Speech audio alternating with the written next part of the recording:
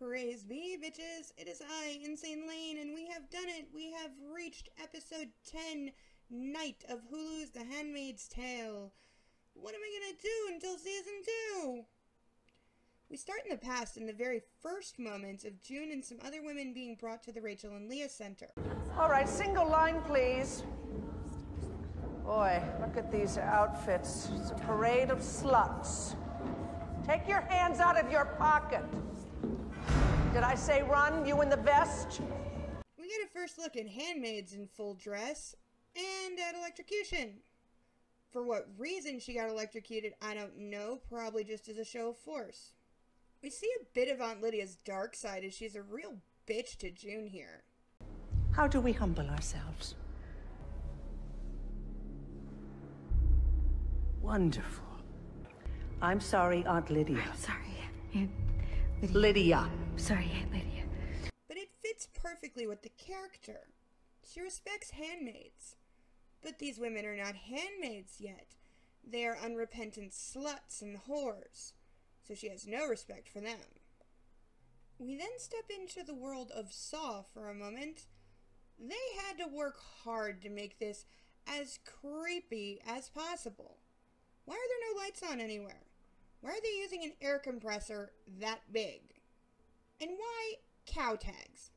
I know I said this in the overview, but really, there are so many better ways to tag and track people than this. This is not only old-fashioned, it's of extremely questionable usage and highly inefficient.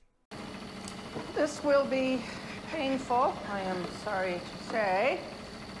But you are so very precious, I wouldn't want to lose you.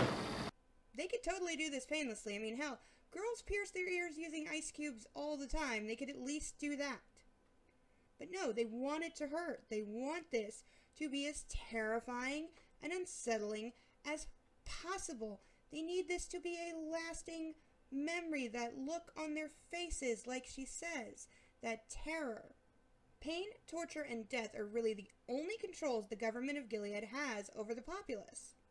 It's founded on nothing. It's rife with internal strife and conflict and hypocrisy, and it ultimately stands for nothing.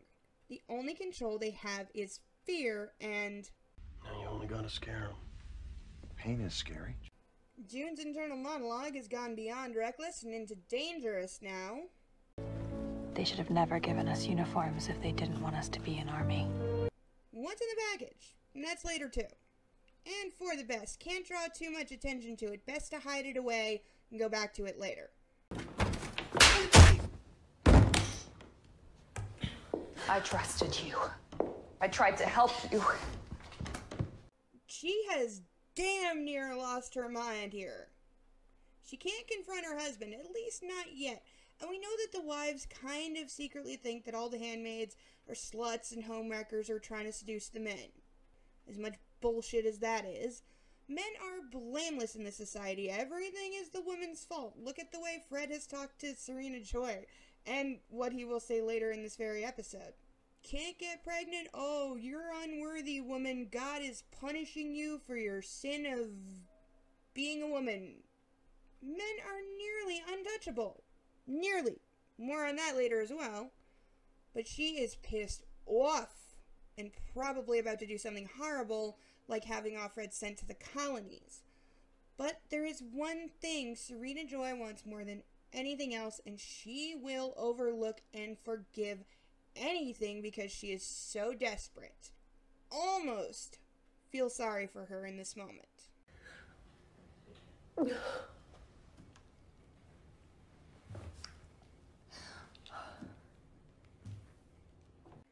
But June will get to live for now, as blessed be she is knocked up. Serena Joy is not finished. She is indeed going to have it out with her hubby. Is everything all right? I think he knows right away that he's busted, but he's not giving it up just yet. No, he'll try to brush her off by saying, he's got man work to do, Martha's be plotting, and you just run along, dear, make me some sandwiches.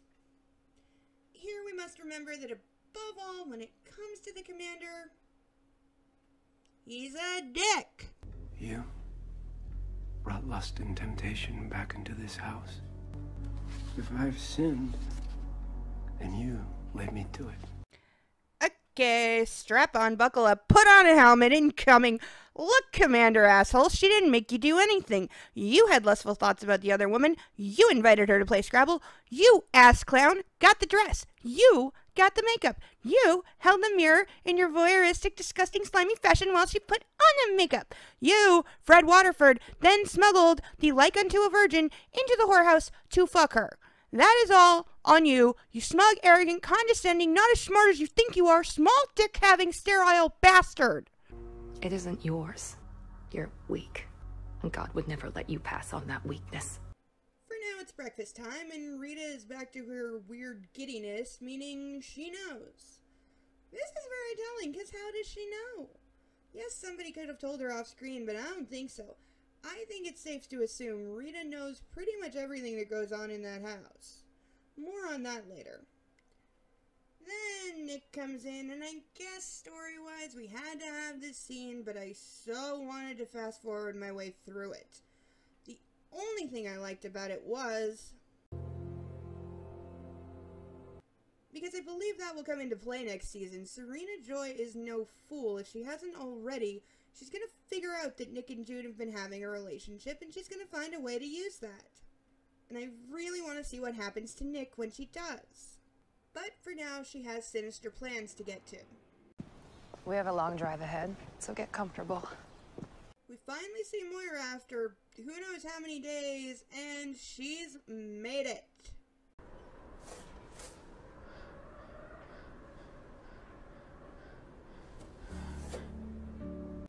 I have to say, I screamed at the TV as soon as I saw Yours to Discover, because being from Ontario, I know what that's on, and I was just like, yes! Yes, girl, she has made it to freedom, safety, hope, woo!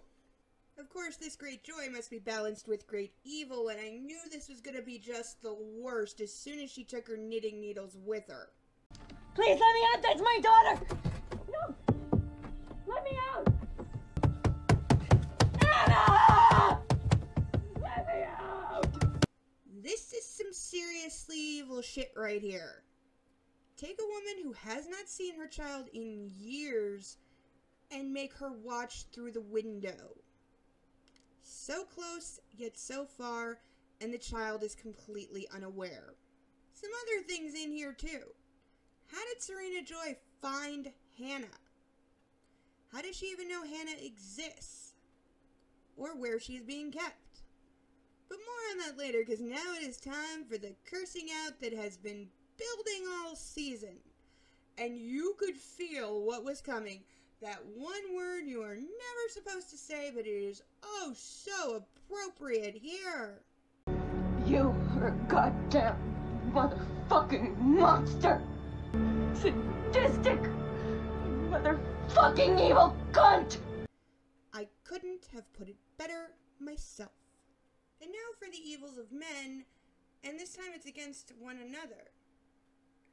This is a nice bit of bookend to the season opener, which also featured a man being punished, but in a very different way. This is someone high-ranking, this is someone influential from the inner circle. And he's just been caught doing what so many of them have been doing, and are doing now. Most of the guys sitting up there are probably guilty of this exact same thing, and I love Fred here.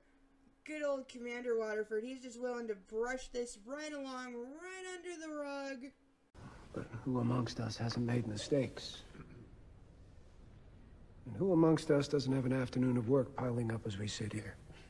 I loved watching him in this scene. Like, I need some popcorn and some Junior Mints because I am going to enjoy your discomfort, you smug-ass, sanctimonious, hypocritical, rot-in-hell bastard. Best of all, we finally see where wives can have some power over their husbands. Commander Putnam has a family, a wife, and a new child. Yes, she came to me herself to testify for her husband. Yes, what we decide here will affect innocent people. She came to ask for the harshest possible punishment. I love that the guy sitting behind Fred leans in way too close. Like, Oh shit, I'm fucking my handmaid too. I hope my wife doesn't know. She could do that to me. Which is, of course, exactly what Fred is thinking. Watch his face. It's awesome. He's realizing, perhaps for the first time, that the guy sitting next to him is not only a true believer and a zealot, but that he's very easily manipulated by those who know their scripture. Like Serena Joy does. This also raises the question for me of what happened after the first Offred killed herself. I imagine some questions were asked and this guy knew what was going on. So why did nothing happen to Commander Waterford then? Serena knew, Nick knew. Maybe he did get mildly punished once before. Maybe that's why he's so scared now. And here's where I put down the popcorn and the junior mints, cause what? I am sorry, but what? I can watch horror, gore. I have seen all the Saw movies. I have seen all the Hostel movies and The Hills Have Eyes.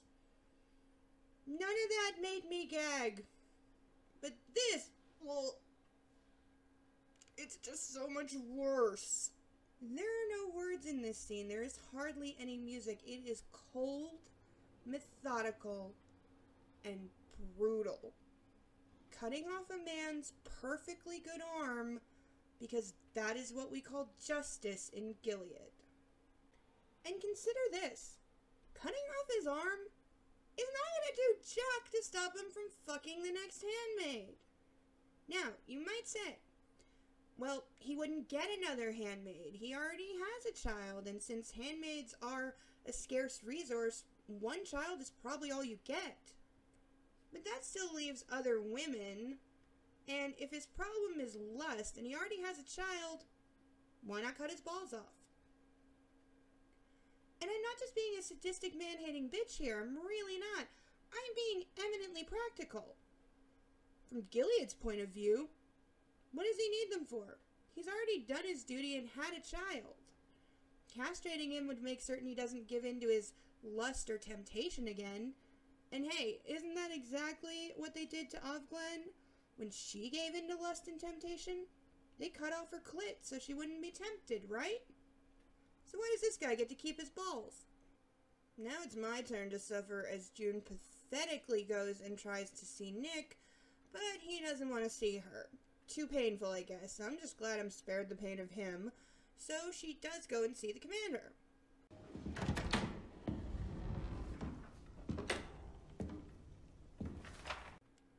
I love that she doesn't knock. She just walks in. She's making the one move she has to try and protect Hannah. She does have a certain amount of influence and control over the commander after all of this time. But, unfortunately, he has no idea who his wife has become after all of this time. I'm sure you don't have anything to worry about. Mrs. Waterford would never hurt a child. You don't know her. He has had a really bad day today, and to top it off... Is it mine? Of course. You do that so well. Bam. Wings off to Joseph Fiennes for an outstanding performance. Finally, it's later. We see what's in the package. It's full of notes, like the one June wrote, from dozens and dozens of women. Whoever is getting this, please don't forget me. We are prisoners. They rape us. They treat us like animals. You have to tell people what's happening here. Please, God. We hear pieces of their stories and they're all the same. Of trying to escape, being captured, having children taken and being forced into a new life. We hear their names, we hear the names of their families. Dozens and dozens of them. So many women being held captive, being tortured, beaten, and raped. And reaching out for someone, anyone, to save them. Now we go back to Moira, who has been saved, but is a little overwhelmed right now. After years of living under constant threat, constant abuse, and nowhere being safe, she's safe here. No one's going to beat her, or rape her, or electrocute her. She can say what she wants. She can eat what she wants. Here is your refugee ID card. Cell phone, $470 in cash. Medical insurance card. Prescription drug card. Here, clothes. Cash? Clothes? A cell phone? These things are practically alien after all these years. I love the acting from both people here. Moira with her slightly stunned goldfish look, so used to being controlled every second of every day and deliberately not thinking for herself because she's being told what to think. She's out of practice at making her own decisions. Her brain is still warming up and remembering how to do this thing called thinking when she gets hit with the big one. Do you want more to eat? I'm okay, I think. Then shower? Or do you want to just grab a book, find somewhere quiet? Whatever you want, completely up to you. Total freedom. She can do whatever she wants. No one is gonna tell her what to do here. So what is she gonna do? Serena Joy is once again getting ahead of herself by setting up the baby furniture, and Fred has decided that might be a good time to suck up to her. I want to apologize. I said some cruel things to you, and I'm very sorry. If we confess our sins, he is faithful and just to forgive us for our Don't sins. do that. In my mind, he's doing this for only one reason. She could have his hand cut off. He would like that to not happen. That is all. I love that at first she's not falling for it. She seems to have grown, to have made a switch. She doesn't trust him anymore, but he's inconsequential now. She has what she wanted. I love the change in dynamics here. Think back to when they were the ones trying to get pregnant.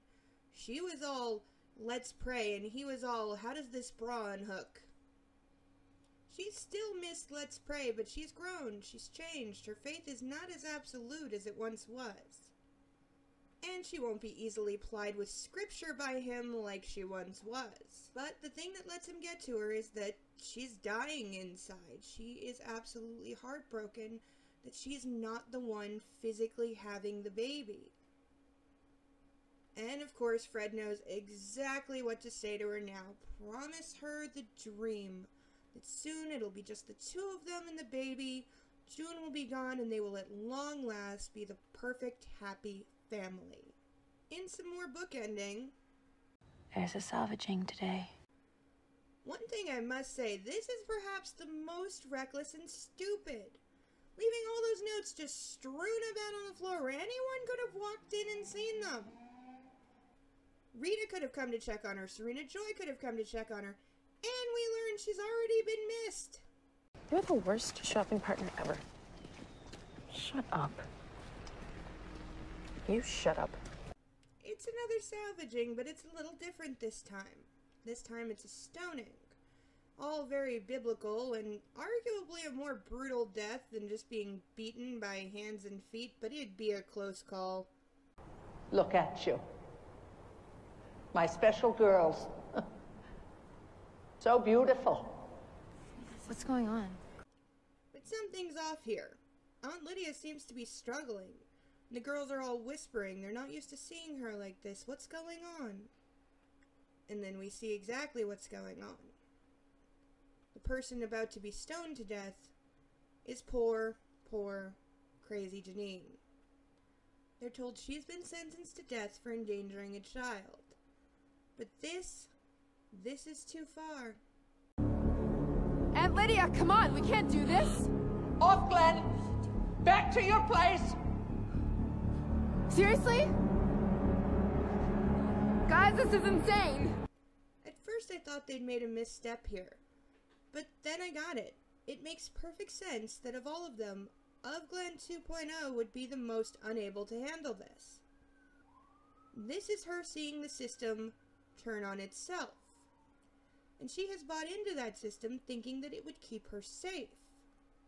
Remember her backstory of being a junkie and a prostitute, and that she is happy and content with this life, and that she would like to keep it that way. That as long as she is a good girl and follows the rules, life is good. Also remember, only Offred knows what happened on that bridge.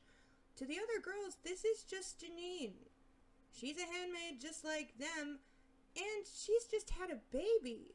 She's just done the one thing they are all supposed to do, the one thing that will see them praised and rewarded. Out of all of them, Janine should be untouchable, practically a saint.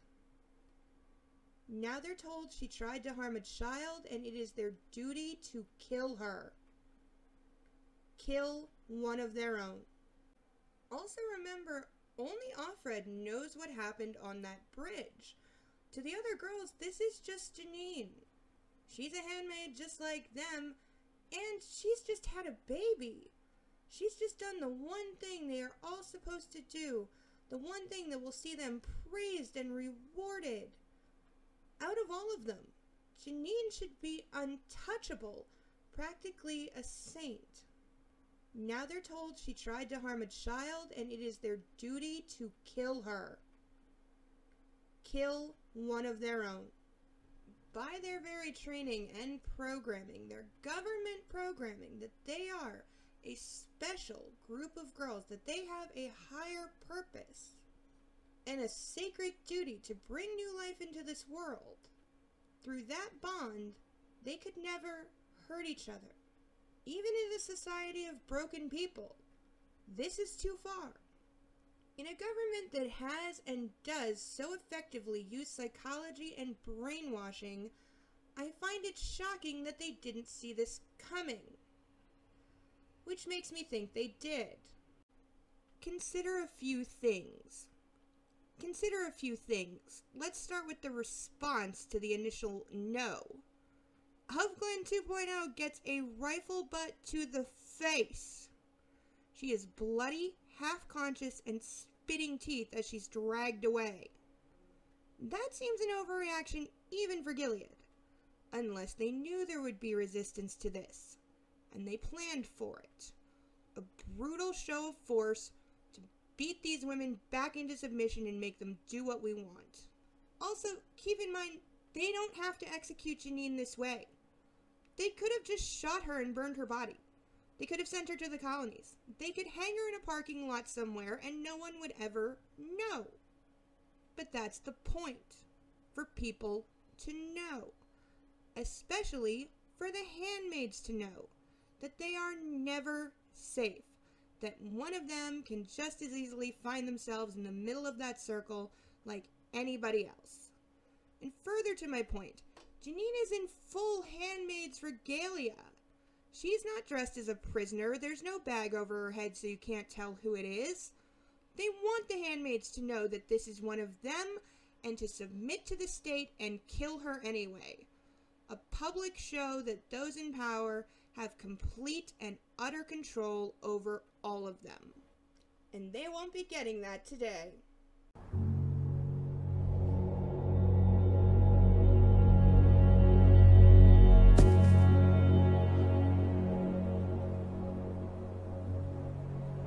I'm sorry, Aunt Lydia. For now, they're sent home and warned that there will be consequences. The camera work and the directing on the walk home is great. It really is. Offred marching down the center of the street like the head of the army. This is where I think that line should have been, by the way. I also think this could have been the act out for the season. Just have them walk down the street and right into the camera, cut to black. Would have been a strong ender. The one thing I don't like about the walk home is that Offred is the only one wearing a scarf. I know it's to make her stand out in the crowd, but it makes her stand out in the crowd, and that's the exact wrong thing to do here. She's already walking by herself in the center, at the head, with a smug expression on her face. You didn't need the scarf to make us notice her. We get one last scene with Moira, and like I said in my review of The Other Side, this is one of the 3 scenes where Luke is actually useful to the story. But his character is still nothing but promise to come. He could still be written out and nothing would change. And as predicted, there are consequences. She knows she should be scared, but she's not. She's made a choice here, and she's decided to accept the consequences, whatever they may be. Now, you could look at this as a form of committing suicide. With none of the usual methods available, pissing off the state will definitely get it done. We said no. keep in mind, she does not want to bring a child into this house, and she has had just about enough of life in Gilead. She does not want to see herself go through what Janine did in Birthday, and what Janine did that led her to that bridge. She doesn't want to have to give up a child to these people. So maybe getting shot as a traitor or a rebel is a better idea. Now, this last scene is lifted almost directly from the book with one very noticeable change. In Nick's dialogue on the show, he says, "Just go with them, trust me." In the book, he says one additional word, Mayday. Because, spoilers, in the book, Nick is a member of Mayday, though he doesn't appear to be in the show. That is how the book ends. That's how she gets out. Nick smuggles her out through Mayday, and it ends with her waiting in Canada for him to come and find her. But, hey, we're a TV show, we want to get some more seasons out of it, so we'll just delete that one word and, we'll find a way to fix this next season. And I'm sure we'll see her back with the Waterfords soon. On her way out of the house, she gets one last little thing. She hugs Rita goodbye and tells her about the package, which Rita runs and finds. Now I'm really wondering if Rita is working for Mayday. It would make sense. She lost a son in the war. It would make sense that she would want to take up the cause in his memory, to have his death not be for nothing. And she is in a prime position to gather information. She hears everything that goes on in that house, and goes unnoticed most of the time. We will definitely be seeing more of her as, spoilers, she's been up to series reg for season 2. So there you have it. Season 1 is over and done, oh so sadly. But before I wrap up, made me laugh? Definitely goes to watching how uncomfortable Commander Waterford is when sentence is being passed on Commander Putnam for the exact same thing that he is guilty of. Could not get enough of it. You go, girl. We have multiple winners this time, including one I never thought would happen. Yep, it's Serena Joy for telling off her husband over what a douchebag he is. Secondly, for Of Glen 2.0 being the first to speak against stoning Janine. We also have one for June, I'm sorry, Aunt Lydia, and an official You Go Girl to each and every other handmaid there. And last but not least, for Rita, taking possession of the package. I can't wait to see what she does with it.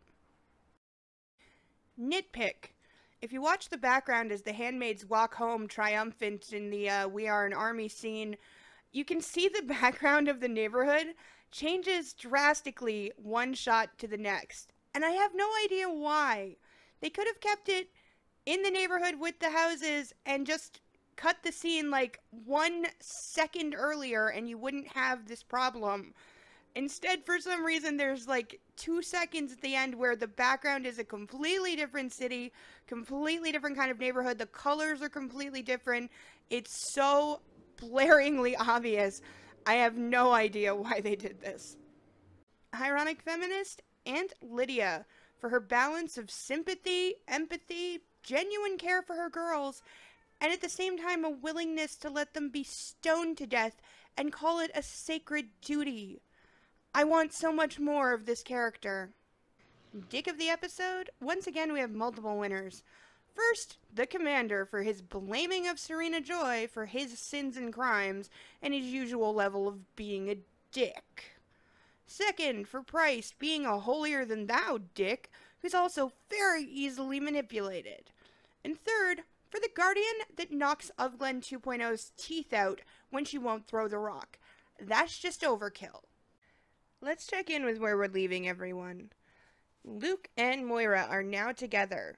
I am so glad Moira is out of Gilead. In a way, she's back in the action now. She's an active character again. She can have impact on the story somehow. It also gives us a new location. We'll be seeing more of Canada and Little America and Mystery Girl. That'll be awesome. I will be interested to see if Moira gets involved with some kind of resistance from Canada, if she gets involved with the Mayday that is over there. That would be very cool. I want to see her and Luke get into it, because she's definitely got to tell him off at some point and be like, how could you leave June? How could you leave Hannah? How could you leave me? How could you just run off and leave us for 3 years? You know, she's got to go off on him at some point, and that's going to be really good. Also, she knows about Jezebel's and seeing June there and June and the commander. So does she tell Luke? Does she lie? That's going to be an interesting conversation. As to Luke, I'm not sure if saving his character was a good idea still, because everything I just said about Moira, except for the, does she tell him part, you could have all that still. You could still have all that aspect to Moira and Canada and Little America and all that, and the Resistance, and that would all still be the same if the character of Luke was still dead as he is in the book. I'm not saying it was necessarily wrong to save the character, but as I've made clear before, I felt that they didn't make good enough use of him in this season to justify it. So I'm really hoping that in season 2, his character has a reason to exist by the end of it. So that would be nice. From the camp of the unknowns, we got a lot of people over here. We have original of Glenn / Emily. Her fate is unknown, but as far as we know, she is alive. She was taken alive. We have not seen her brought before salvaging, but we haven't seen her at all, so I don't know. But hopefully we will see her back. Also, Janine, yes, she is under sentence of death, but she is still alive as of the end of the season. And, maybe, I remember this really obscure fact, that there was a guy once somewhere a long time ago, and he was sentenced to death, and the sentence wound up being, commuted by divine intervention. And that is how it's recorded legally, because what happened was they tried to hang this guy and the rope broke and he landed on the ground perfectly fine. And then they tried to hang him a second time and the rope stretched so much that his feet touched the ground and he lived. After that, the courts took it as a sign from God that they were not to execute this man, and they commuted the sentence. So I'm curious to see if Gilead has something like that, because they do say that the handmaids are divine, that it is their sacred duty to carry out God's justice. So if the handmaids, as the vessels, as the representatives of God's will, as you have just said that they are, Gilead, brilliant thinking fucking there, can they, as a group, decide that we will grant our mercy as these divine vessels, these representatives of God and His will and His justice and mercy? Can we state that we forgive her, that we pardon her, that God does not wish for her death? I hope there's an answer to this in the show. I really want to see what happens with Janine, of course, what happens with Offred, and all of the other handmaids, and what is Gilead's response to this act of rebellion gonna be? They told them to jump and they didn't jump. So what are they gonna do? They got problems. But we'll get more on that with other characters. Fred and Serena Joy. They might hate each other a whole lot, but neither of them seem to be in danger just now. They both have things on the other, but they don't seem to be actively taking shots at each other just now. They were preparing for a baby, which kind of puts a truce on everything, and that's going to be the focus. So, it'll be very interesting to see where the two of them wind up. Will June spill anything if she's interrogated, if she's asked questions? Their one commander, Price, of course, does know what's going on. Nick is aware of what's going on. Will she be asked about that? Will she lie? That'll be interesting. Fred could be in some trouble. I don't know. And Serena Joy, of course, has threatened a child. There are people who know. She had plenty of guardians with her. Her husband's been told. So, yeah, they've got dirt on each other. So, next season, it'll be interesting to see what the war between those two comes to. And, do they both survive? Of Glenn 2.0, sad to say, she is seriously hurt. Girl is going to need, some reconstructive surgery, or her jaw's going to be wired shut or something. But she is alive. She was taken away, but she is alive, so maybe we'll see her again. I don't know. I kind of hope we do, She doesn't get a lot of lines, but the lines she has are good, so I wouldn't mind her return and seeing what this encounter has done to her and her views on things. Rita, of course, Rita. Okay, in case you didn't hear me the first time, spoilers, she's been bumped to series reg for season 2. Looking forward to that.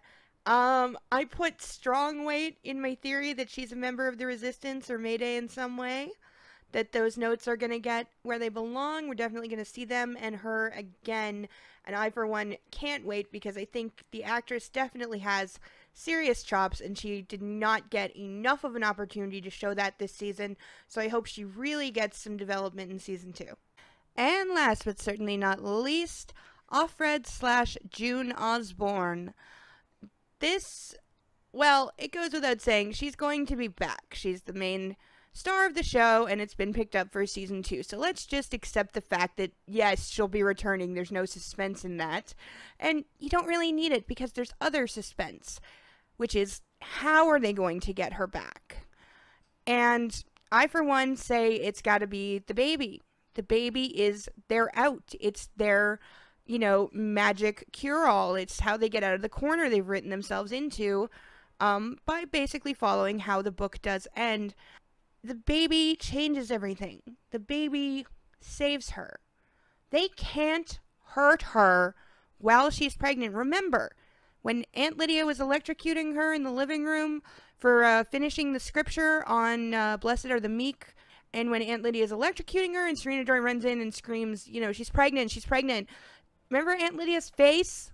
The shock, the horror, the turning away, the oh God, what have I done expression? You can't hurt a pregnant woman in Gilead. Even the government can't touch her. And that's going to be the out, but it's how are they going to handle it? Is she placed on some kind of a probation until she gives birth? Is punishment and judgment simply delayed until after the baby arrives? Do they make some kind of a deal where as long as the baby arrives happy and healthy, they'll take that as a sign that God forgives her? Will she be allowed to live with the Waterfords until she hands over the baby? That would keep them in the show. Pretty much the only thing they can do. But my point is, they have outs, and I do think there are ways in which she can get out of trouble. Commander Waterford can certainly make an impassioned plea on her behalf of, oh, you know, she just found out that she's carrying life on the same day you ask her to snuff out another life in a cruel manner, and you ask this kind-hearted, devout person to kill one of their own, another handmaid, you know, maybe we ask too much of them, maybe we should show mercy.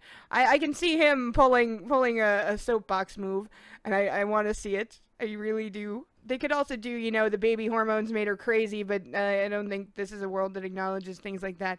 But they do have outs, and not just script magic, it exists because I wrote it outs. There are legit built into the system, you know, if you've been paying attention, possible outs of how they get things back to where they need to be and where they need their characters back to being. And they can do it without really screwing up and without cheating, is what I'm saying. So I really hope that they do. I hope they set up season 2 to be just as strong and just as great as this season has been. And I, for one, will be absolutely counting the days, marking the calendar until I get to see more of this amazing show. Until next season, keep your wings starched and your shit together. I am Insane Lane, and I shall return for season 2. Blessed be, bitches. Bye-bye.